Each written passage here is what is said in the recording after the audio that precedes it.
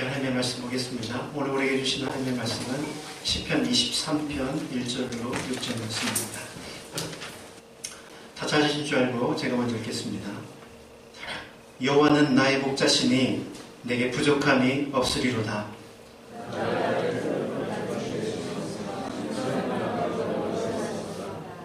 내 영혼을 소생시키시고 자기 이름을 위하여 의의 길로 인도하시는도다.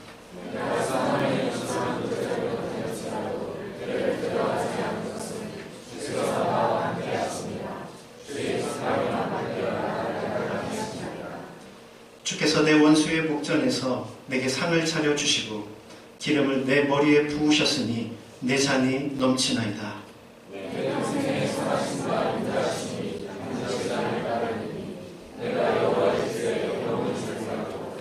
아멘.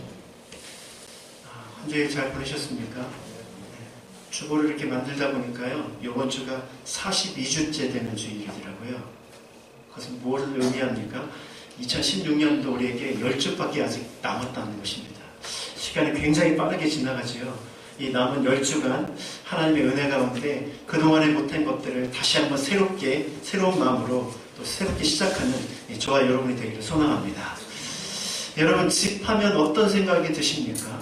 여러분에게 집은 어떤 의미를 가지고 있습니까? 만약 집이 나에게 잠자는 곳, 눈치 보지 않고 쉴 수 있는 곳, 이런 곳이라면 이 사람은 어떤 사람일까요? 간 큰 남자라고 합니다. 간 큰 남자. 네. 남자가 집에 와서 일도 안 한다는 얘기죠. 그렇죠? 자, 그러나 만약에 또 일해야 되는 곳, 쉴 수 없는 곳이라면 아마도 주부가 되겠죠.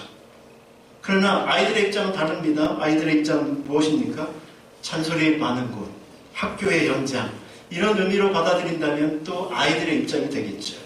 사실 이 집이라는 이곳이요, 사람들에게 각각 다르게 이렇게 받아들이게 된다는 것을 보게 됩니다. 이 건물로서 보이는 집이 있습니다. 그러나 그 건물로서의 집이 아니라 그 안에 살아가는 사람들의 공간으로서의 집이 있죠. 그래서 영어에 보면 하우스가 있고 홈이라는 단어가 있습니다. 억양이 약간 다른데요. 건물로서의 집을 강조한다면 하우스가 맞겠고, 이런 공간, 그 안에 살아가는 사람의 모습으로 이야기한다면 홈이 더 가까울 것입니다. 사실은 집이라는 것이 어떤 공간입니까? 어떤 배치와 어떤 가구가 있느냐가 중요한 것이 아니라 그 집 안에서 그 집에 있는 식구들이 얼마나 안식을 누리고 쉼을 얻을 수 있느냐에 따라서 집의 가치는 달라지는 것이죠. 아무리 화려해도 그 속에 쉼과 안식이 없다면 그것은 결코 좋은 집이 아닙니다. 반면에 허름해 보이고 여러 가지 시설이 부족해도 그 속에서 안식과 기쁨과 쉼을 누린다면 그 가정은, 그 집은 좋은 집이라고 우리가 말할 수 있을 것입니다. 왜 제가 이렇게 집에 대해서 자꾸 이야기할까요? 오늘 우리가 시편 23편의 마지막 부분을 우리가 살펴보기를 원합니다. 그런데요, 그 마지막 부분에서도 바로 이 집에 대한 부분이 나오기 때문입니다. 다윗은 시편 23편을 마무리하면서 뭐라고 고백합니까? 내가 여호와의 집에 영원히 살리로다, 이렇게 고백하고 있습니다. 시편 23편은 우리가 계속 살펴보았지만 여호와가 나의 목자시다라는 선포로 시작해서 내가 그의 집에 영원히 거하겠다라는 이 결단으로 끝나는 것이 시편 23편입니다. 시편 23편의 마지막 부분을 우리가 함께 살펴보므로 우리가 남은 인생을 어떻게 승리하고 인생의 마무리에 우리는 어떻게 인생을 끝날 것인지를 우리가 이 시편 23편을 통해서 함께 살펴보기를 원합니다. 사실 다윗이 지금 이 고백을 하고 있을 때에는 불투명한 미래를 앞두고 있었습니다. 시편 23편을 기록할 그 당시에는 아마도 많은 학자들의 이야기처럼 그가 노년에 접어들었을 시점이라고 그렇게 생각합니다. 그의 앞에 주어진 것은 점점 쇠약해지는 육체와 그리고 점점 불투명해지는 미래가 그 앞에 놓여 있었죠. 그러나 그럼에도 불구하고 다윗은 지금 무엇이라고 고백합니까? 그런 불투명한 미래를 향하여 확신찬 고백을 하고 있는 것이죠. 그 고백의 근거가 무엇입니까? 지지난주에 우리가 살펴본 대로 그의 고백의 근거는 지금까지 나의 인생 가운데 선하게 인도하시고 인자하심으로 나를 대했던 그 하나님에 대한 믿음과 신앙의 고백이었습니다. 다윗이요, 지금까지 인생을 살아오면서 얻은 교훈이 하나가 딱 하나 있었습니다. 그것이 무엇입니까? 믿을 사람이 아무것도 없고 믿을 것도 아무것도 없다는 것입니다. 수년 동안 그는 사람의 고통과 환경의 고통에 시달리면서 그의 삶의 현장 가운데 환경도 날마다 바뀌고 사람들도 언제든지 배신할 수 있다는 것을 다윗의 인생을 통해서 뼈저리게 경험한 것이죠. 만약 이렇게 끝났다면 다윗은 허무주의로 끝나다가 그렇게 인생을 끝냈을 것입니다. 그러나 그의 인생에 반전을 일으키는 것이 무엇입니까? 그의 인생의 반전은 믿음이라는 것이 그의 인생을 끌어갔던 것이죠. 그 믿음이 무엇입니까? 세상에 어떤 것도 믿을 것이 아무것도 없지만 그러나 신실하게 나의 믿음은 오직 주께 있다라는 그 고백을 하고 있는 것이죠. 허무주의에서 우리에게 소망으로 바꿔주는 단 한 가지, 그것은 신실한 하나님에 대한 바로 그 믿음이었던 것입니다. 그 주님은 푸른 풀밭에 누웠을 때에도, 쉴만한 물가에 있을 때에도, 때로는 사망의 음침한 골짜기를 두려움 가운데 통과할 때도, 나를 공격하여 노려보는 원수 앞에서도 늘 나와 함께 하셔서 나의 삶을 지켜주셨다는 것이죠. 그리고 다윗은 이제 마지막에 무엇이라고 고백합니까? 그 하나님께서 남은 나의 평생의 삶 가운데서도 함께 하실 것이다. 내가 그 안에 거하겠다라고 이렇게 고백하고 있는 것이죠. 인생을 살다가 때로는 우리가 버거워지는 때가 있습니다. 자꾸만 내 발걸음이 늦어지고 세상 사람들이 나를 속이고 나도 속이는 그 세상 속에서 내가 어디로 나아가야 될지 그 길을 잃어버리는 때가 종종 있다는 것이죠. 이때가 되면 사람들이 하는 말이 무엇입니까? 인생이 참 서글프다라는 것입니다. 이 서글픈 시점에 딱 들어가게 되면 사람들은 거기서 이제 주저앉게 되는 것이죠. 이때 필요한 것이 무엇입니까? 누군가 해주는 한마디의 위로의 말과 어디서 내가 누릴 수 있는 참된 안식을 경험하게 될 때 우리는 그 속에서 다시 일어나게 되는 것이죠. 그런데 다윗은 지금 무엇이라고 고백하고 있습니까? 내가 그런 서글픈 인생 속에서 안식을 경험하고 힘을 경험할 수 있는 곳이 자신에게는 있다는 것이죠. 그것이 어디입니까? 여호와의 집이라는 단어를 그가 쓰고 있는 것입니다. 다윗에게 있어서 여호와의 집은 무엇을 의미할까요? 1차적으로 보면 여기서 말하는 여호와의 집은 주의 장막, 즉 성소를 의미할 것입니다. 힘들고 어려울 때마다 그는 성전에 올라가서 성소에 올라가서 하나님 앞에 모든 것을 내려놓고 기도했습니다. 그리고 그 성소를 떠날 때에는 하나님이 주시는 위로와 평강과 안식을 경험하고 새로운 힘을 받아서 또 세상 속으로 나아왔죠. 사실 그의 이런 성소에서의 기록들을 보여주면서 시편 84편에 이렇게 고백하고 있습니다. 조금 길지만 우리 같이 한번 읽어보기를 원합니다. 함께 있습니다. 시작. 만군의 여호와여, 주의 장막이 어찌 그리 사랑스러운지요. 내 영혼이 여호와의 궁정을 사모하며 쇠약하며 내 마음과 육체가 살아계시는 하나님께 부르짖나이다.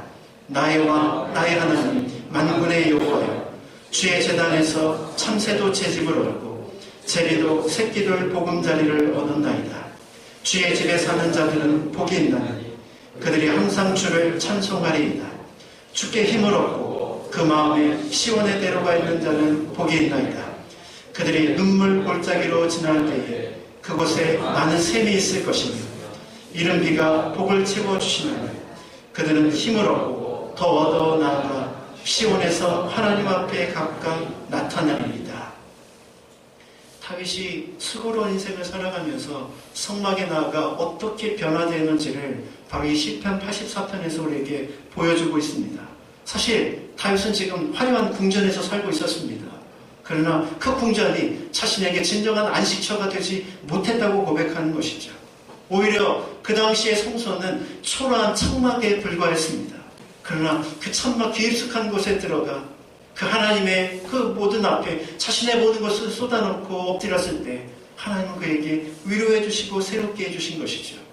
그런데 재미있는 것이 시편 84편에 포함되어 있습니다. 바로 3절, 제가 노란색으로 표시해 놓은 구절입니다. 거기에 보면 참새와 제비라는 새가 등장하죠.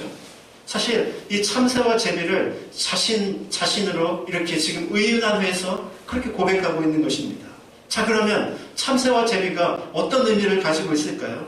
사실 성경에서 참새는 가장 흔하고 가치 없는 새를 상징하고 있습니다. 그래서 우리가 잘 아는 대로 예수님께서 말씀하실 때 두 마리의 참새가 한 아사리온에 팔리는 것이 아니냐 이렇게 기록하고 있죠. 아사리온의 가치가 얼마나 될까요? 아사리온의 가치는요, 데나리온의 16분의 1입니다. 아사리온도 모르는데 데나리온은 도대체 뭐냐? 1데나리온이 뭐냐면 하루의 임금입니다. 성인 남자의 하루 품값, 그것이 한 데나리온이에요. 약 데나리온을 5만 원으로 생각해 봅시다. 그러면 16분의 1이니까 한 아사리온은 얼마입니까? 물어본 제가 잘못이죠? 당연히 계산이 안 되겠죠. 예, 암산이 가능한 우리 집사님이 3천 얼마 이렇게 얘기하셨어요. 정확하게 3,200원입니다. 3,200원. 자, 근데 두 마리의 참새가 한 아사리오니까 한 마리는 얼마입니까? 쉽죠? 이거 헷갈려요?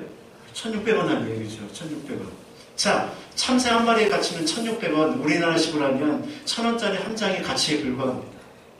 어떻게 보면 가장 흔하고 가치 없는 것, 그런 참새인데, 그러나 그 참새가 세상 속에서는 그렇게 천덕꾸리로 가치 없이 여겨지지만, 그러나 하나님의 성소에 들어오면 어떻게 됩니까?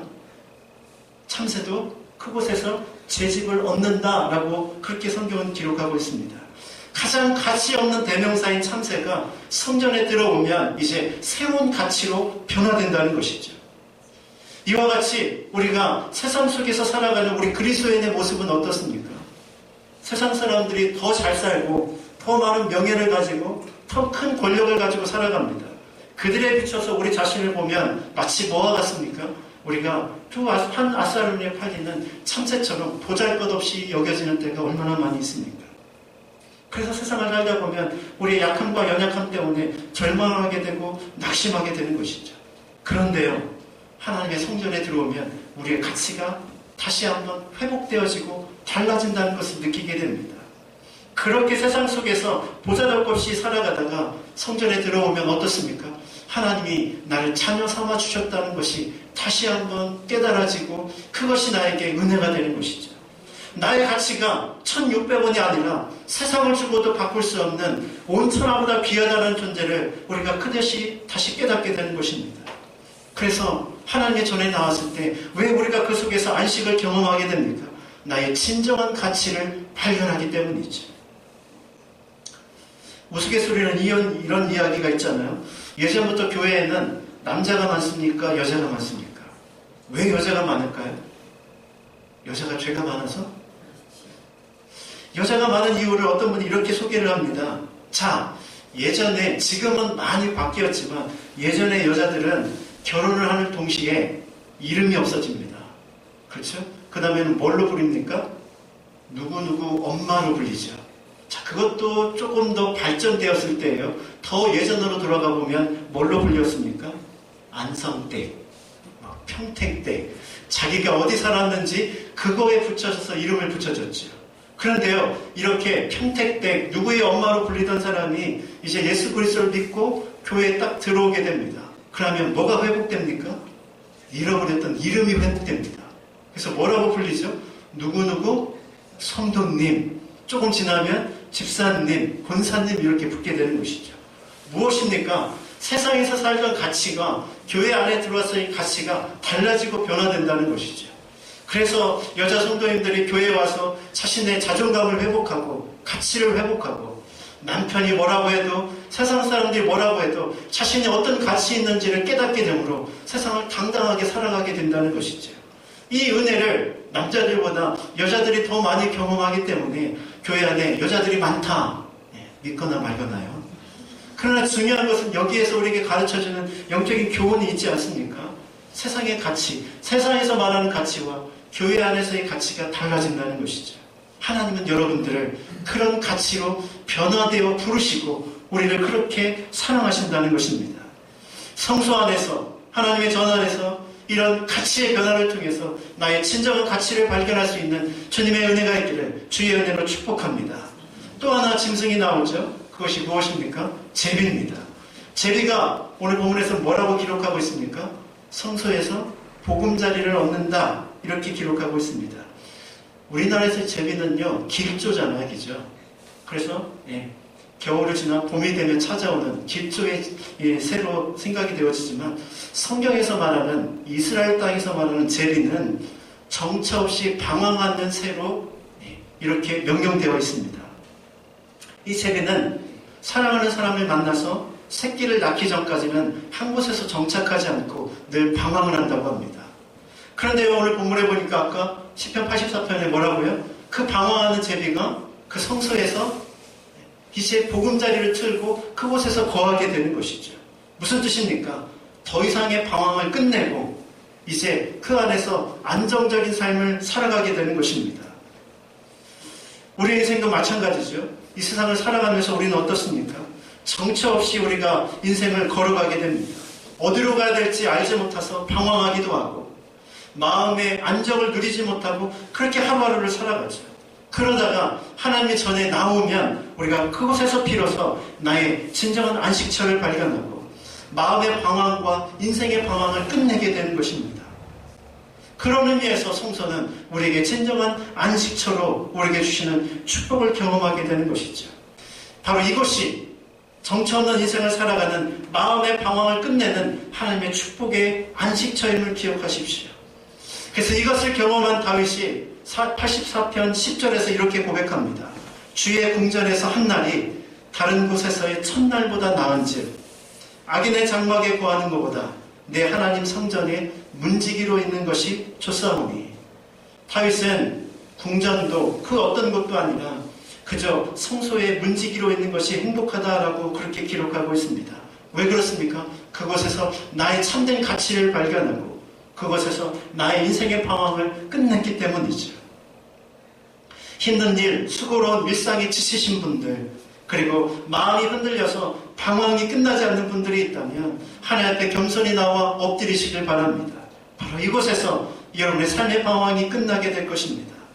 바라고 소망하기는 이곳이 주일날 그저 한번 나오는 그런 곳이 아니라 힘들고 어려울 때마다 가고 싶고 들리고 싶고 엎드리는 그런 하나님의 성소가 되기를 원합니다. 물론 이 시대, 신학시대의 성소는 성령이 거하시는 내가 바로 하나님의 작은 성전입니다. 그러나 하나님께서 드리는 예배 공간으로 주신 이것이 또 다른 의미에서 내게 진정한 안식처가 될 수 있는 것이죠. 만약 우리가 이곳에서 하나님 주시는 안식을 경험하지 못한다면 우리는 가치 없는 인생으로 여전히 살아가며 여전히 인생을 방황하다가 그렇게 끝나버리고 말 것입니다. 꼭 교회가 아니라도 여러분의 삶을 살아가는 그 현장 속에서 그 나와 함께 하시는 그 하나님의 임재하심 가운데 진정한 안식과 위로를 경험하는 복된 인생이 될 수 있기를 주님의 이름으로 축원합니다. 두 번째로 오늘 기억할 것은 이 말씀이 주는 의미가 무엇입니까? 하나님 주시는 영원한 집이 우리를 기다리고 있다는 것이죠. 뉴저지에 있는 상원 의원이었던 모르누라는 사람이 있었습니다. 그 사람이 한 번은 이 뉴욕에서 기차를 타게 됐습니다. 그런데 이제 검침원이 이렇게 돌아다니면서 기차표를 검침하는데 마침 그 앞에 오게 되었습니다. 그런데 아무리 주머니를 조져도 주변을 살펴도 기차표를 잃어버린 것입니다. 갑자기 당황을 하게 되었죠. 그러나 그 앉아있는 사람이 누구인지를 이 영무원은 누구보다도 잘 알고 있었습니다. 그래서 그를 안심시키면서 이렇게 이야기해 주었다고 합니다. 나는 당신이 누구인지 압니다. 당신이 기차표를 사지도 않은 채 기차를 살 리가 없으니까 나중에 기차표를 찾거든 저에게 우편으로 보내주시면 제가 잘 처리를 하겠습니다. 라고 이렇게 안심을 시키면서 이야기를 해주었다고 합니다. 그런데요, 그 상원의원이 그 안심시키는 그 사람에게 이렇게 이야기했습니다. 나의 어려움은 기차표를 잃어버린 그 자체가 아니라 내가 그 기차표를 찾아야 내가 어디로 가야 되는지 행선지를 알 수 있는데 기차표를 잊어버렸기 때문에 어디로 가야 될지를 이제 잃어버렸습니다. 라고 고백을 했다고 합니다. 이 이야기를 통해서 보여주는 것이 무엇입니까? 우리가 인생을 살아가면서 많은 사람들이 이런 삶을 살아간다는 것이죠. 인생이라는 기차 위에 이미 올랐습니다. 근데 문제는 목적지가 어딘지를 모르는 상태로 여지없이 달려가는 그 기차 위에 자신의 몸을 싣고 있다는 것입니다. 수많은 사람들이 인생에서 방황하는 이유가 무엇인지 아십니까? 그것이 바로 이것입니다. 삶의 방향을 잃어버린 것이죠. 그러나 오늘 본문을 보십시오. 다윗은 무엇이라고 고백합니까? 내가 여호와의 집에 영원히 살겠다라고 고백하죠.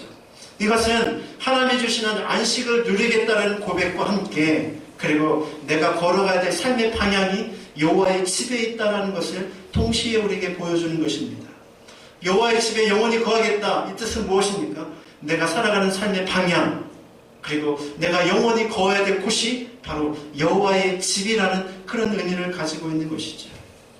세상을 살아가면서 가장 불행한 사람이 누구입니까? 저녁이 되었는데도 돌아갈 집이 없는 사람들이죠. 그보다도 더 불행한 사람이 누구입니까?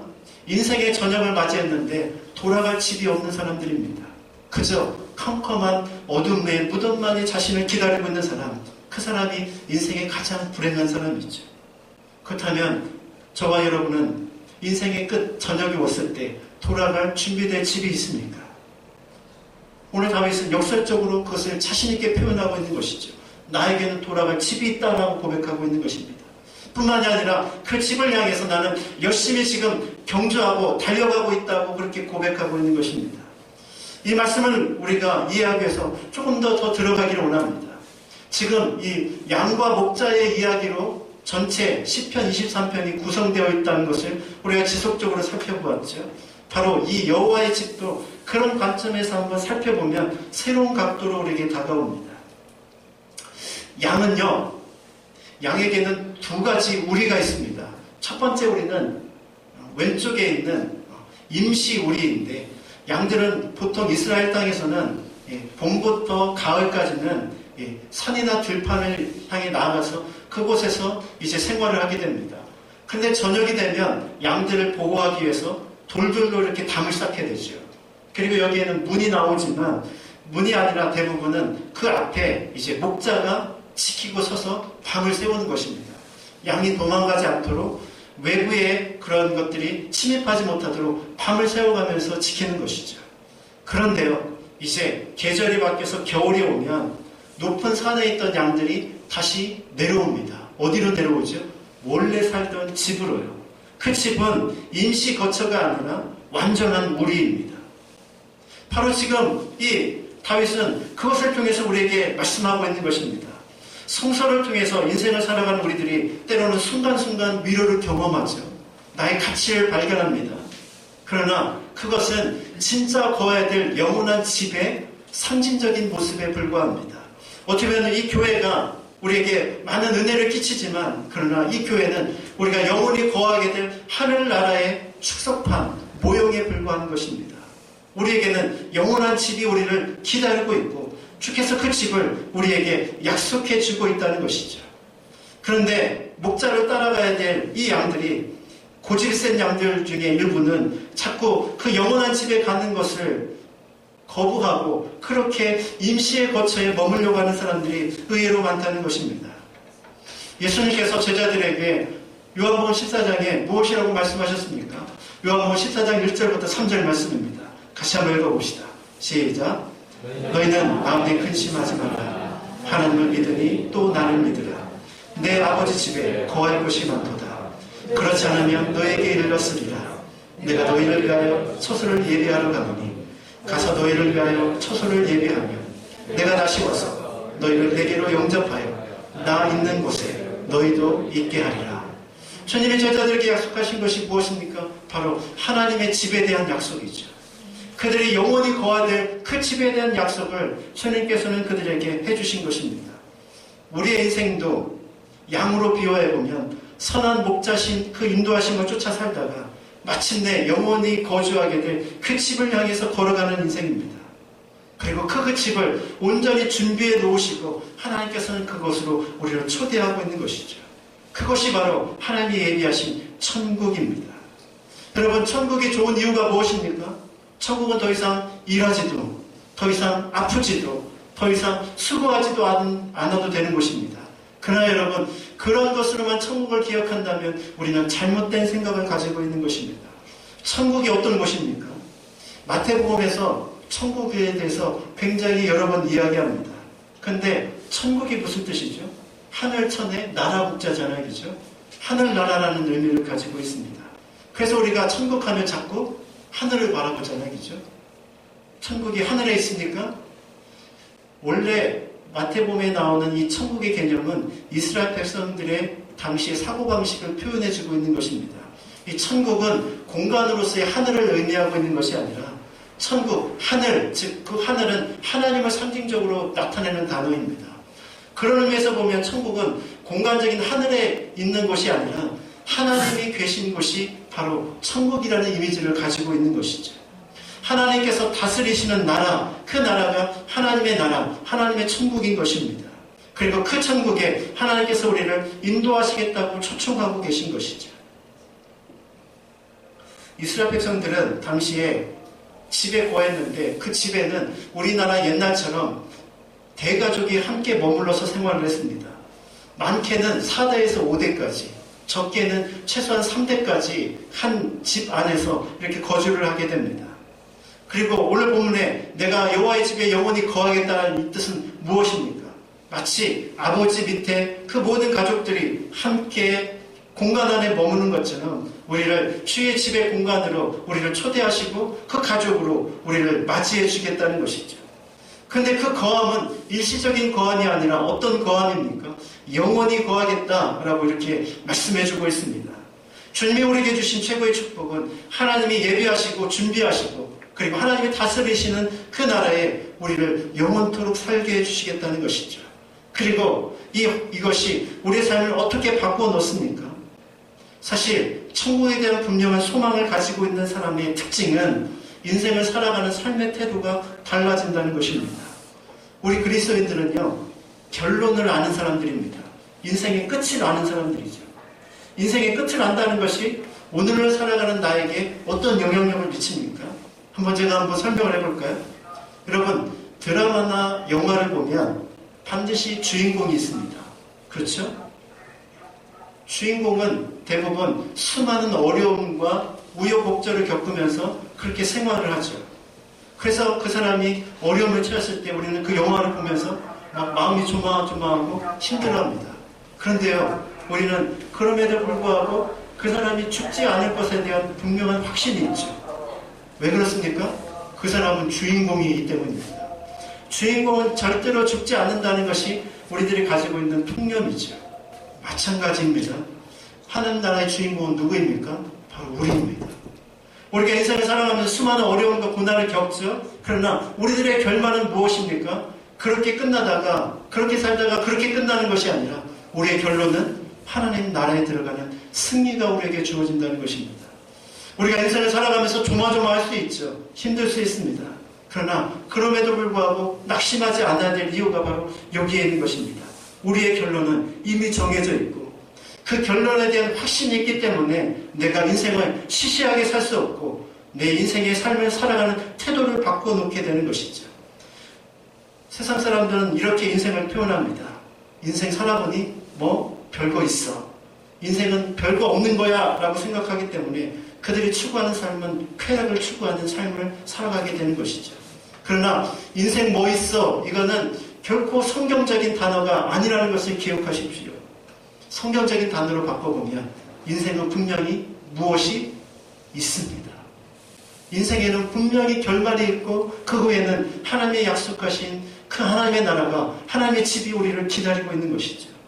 이 확신이 있는 사람이 어찌 인생을 대충대충 살 수 있겠습니까? 그 하나님의 나라에 거하게 될 그 삶을 기억하면서 오늘 하루를 성실함으로 걸어가게 되는 것이죠.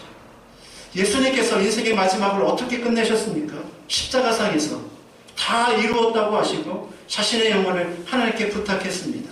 자신에게 주어진 모든 일을 최선을 다했고 마침내 이루었고 남은 모든 삶을 하나님께 맡긴다는 고백이죠. 어떻게 보면 우리가 인생의 마지막에 해야 될 고백이 바로 그런 고백이 아닌가 생각이 되어집니다. 인생 살아보니 아무것도 없더라가 아니라 주님, 내가 주께서 맡겨주신 그 목표를 향해서 끊임없이 달려왔고 최선을 다했습니다. 남은 모든 삶을 주님께 맡겨드립니다. 한신대에서 구약을 가르쳤던 김정준 교수님이 폐결핵으로 인하여서 이제 마지막 소천을 앞두고 있었습니다. 그때 그가 내가 죽는 날이라는 그런 시를 지어서 많은 사람들이 읽었습니다. 제가 그 시를 한번 여러분들에게 읽어드리도록 하겠습니다. 내가 죽는 날 그대들은 저 좋은 낙원에 이르니 이 찬송을 불러주시오. 요한계시록 20장 이하를 끝까지 읽어주시오. 그리고 나의 묘비에는 임마누엘 단 한마디만 기록해 주시오. 내가 죽는 날은 비가 와도 좋습니다. 그것은 나의 죽음을 상징하는 슬픔의 눈물이 아니라 예수의 보혈로 내 죄의 씻음을 받은 감격의 눈물이기 때문입니다. 내가 죽는 날은 바람이 불어도 좋습니다. 그것은 내 모든 이 세상 시름을 없이 하고 하늘나라로 올라가는 내 길을 준비하기 때문입니다. 내가 죽는 날은 눈이 부시도록 햇빛이 비치어도 좋습니다. 그것은 영광의 주님 품 안에 안긴 그 얼굴의 광채를 보여주기 때문입니다. 내가 죽는 날은 밤이어도 좋습니다. 캄캄한 하늘이 내 죽음이라면 저기 빛나는 별의 광채는 새 하늘에 옮겨진 내 눈동자이기 때문입니다. 오, 내가 죽는 날, 나를 완전히 주님의 것으로 부르시는 그날, 나는 이 날이 오기를 기다리고 바라봅니다. 이 사람에게 죽음은 쓸쓸한 퇴장이 아니라 새로운 하나님께서 주시는 영광의 출발이라고 그렇게 고백하고 있는 것이죠. 죽는 것이 두려운 것이 아니라 죽음에 대한 준비가 되지 않는 것이 두려움이 되어야만 합니다. 그리고 죽음에 대한, 천국에 대한 확신이 있는 그 사람에게 우리 인생의 끝은 결코 슬픔으로 끝나지 않는 것이죠. 저와 여러분이 이런 하나님께서 약속하신 승리의 확신을 가지고 다음 대에 걸어가는 저와 여러분의 인생이 될 수 있기를 주님의 이름으로 축원합니다. 이제 시편의 23편의 마무리를 지어보려고 합니다. 마무리니까요. 처음부터 끝까지 같이 한번 읽어보도록 하겠습니다. 함께 했습니다. 시작. 여호와는 나의 목자시니 내게 부족함이 없으리로다. 나를 푸른 가운데 들이시며 주만한 땅으로 인도하시는도다. 내 영혼을 소생시키시고 자기 이름을 위하여 우리의 길로 인도하시는도다. 내가 사망의 무심한 물자리로 다닐지라도 해를 두려워하지 않는 것은 주께서 나와 함께 하시노라. 주의 자랑이와 막대가 나를 안하시노라. 주께서 내 원수의 목전에서 내게 사랑하시며 기름을 내 머리에 부으셨으니 내 잔이 넘치노라. 내 평생에서 하심과 인자하심이 반드시 나를 따르리니 내가 여호와의 죄에 영원히 살리로다. 시편 23편의 붉은 글씨로 된 것은 하나님께서 내게 주신 놀라운 일들에 대한 간증입니다. 그리고 검은 글씨는 그 하나님의 은혜를 받은 자로서 내가 어떤 삶을 살아가겠는지 그 삶에 대한 고백을 하고 있고요. 그리고 마지막에 그 파란 부분은 내가 남은 생애를 어떻게 걸어갈 때는 믿음의 결단으로 끝내고 있습니다. 여호와께서 나의 목자 되어주셔서 나의 삶을 인도하시는 삶의 간증과 그의 삶이 얼마나 위대한지를 우리에게 보여주고 있는 것이죠. 주님 안에서 하나님께서 누리는 이 충만한 은혜를 누리고 다윗처럼 우리도 힘차게 간증하며 살아가며 인생의 마지막에도 승리를 찬양할 수 있는 저와 여러분의 복된 인생이 될 수 있기를 주님의 이름으로 축원합니다. 같이 한번 기도하겠습니다.